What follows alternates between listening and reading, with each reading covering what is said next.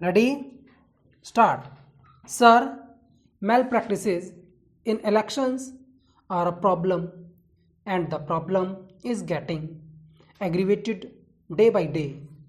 All the political parties, the various governments in power in various states, and newspapers, all of them are contribution to the deterioration in standards in the conduct of elections. It is very unfortunate that all the political parties are inducting caste and communal politics into elections. Nowhere else and never the election result is decided on the basis of caste and never a particular caste votes to only for a candidate from that particular caste. The high commands of all the political parties, while announcing their list of candidates for the various elections, say that they have given so many seats to Brahmins, so many to Thakurs, and so many to Jats. The system is getting on like that.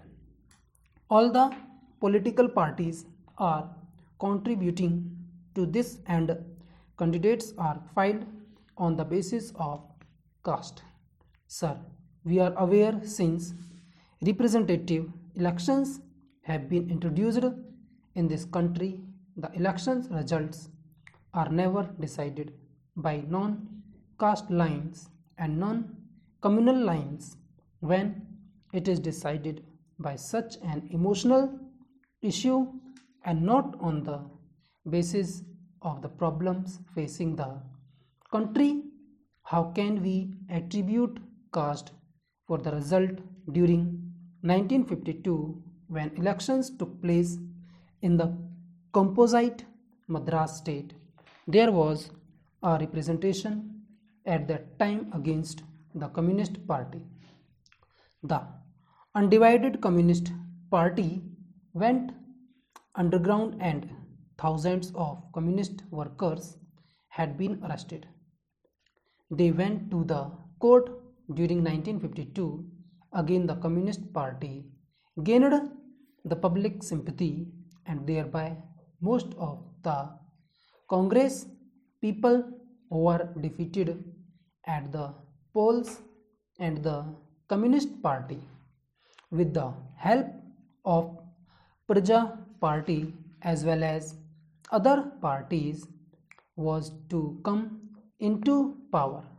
But for the trick played by the then governor of Madras and Sri C. Rajgopalachari was inducted to the upper house, and he was nominated as the leader of the Congress party in the legislature. He became the chief minister.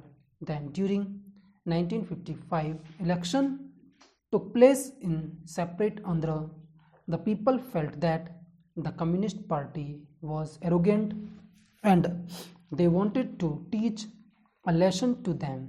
So during 1955 elections, the Communist Party was defeated at the polls, and the Congress again came into power again during 1967.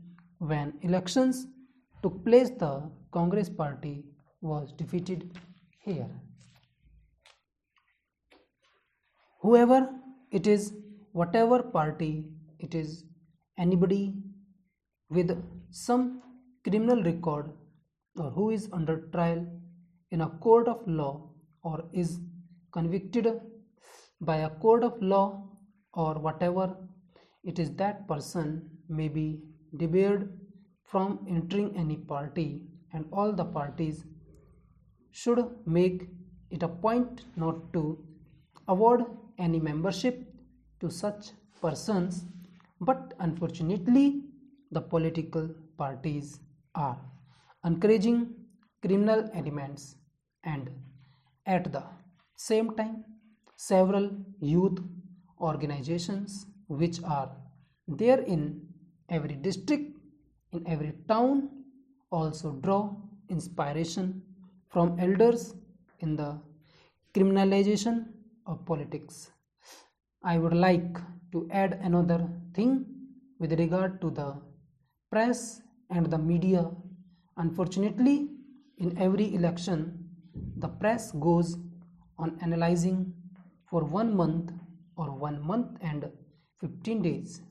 This time, the elections were announced about 3 months ahead of scheduled, but all these 3 months, all the newspapers gave analysis stating there that are 7 assembly segments in the parliamentary constituency, and in all the 7 assembly segments female voters are more than the male voters, and agricultural laborers are more than the agriculturists in the last elections in this constituency.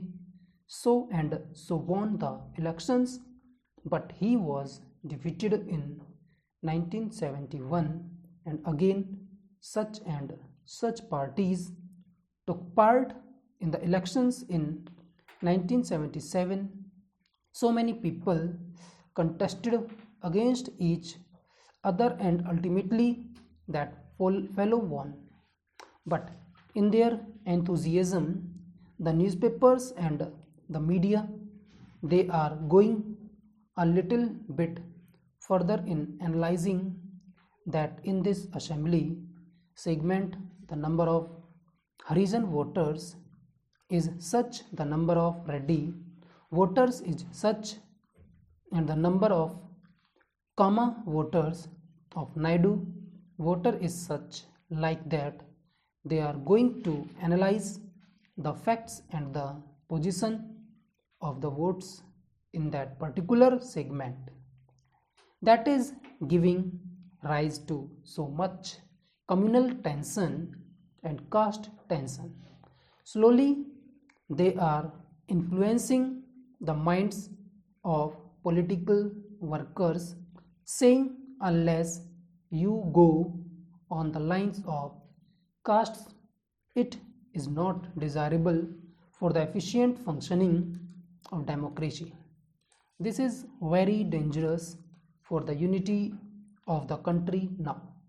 I would like to appeal to the media as well as my journalist friends to see that such thing is avoided, such reporting is avoided, such analysis in the press during electioneering is avoided on caste lines and communal lines.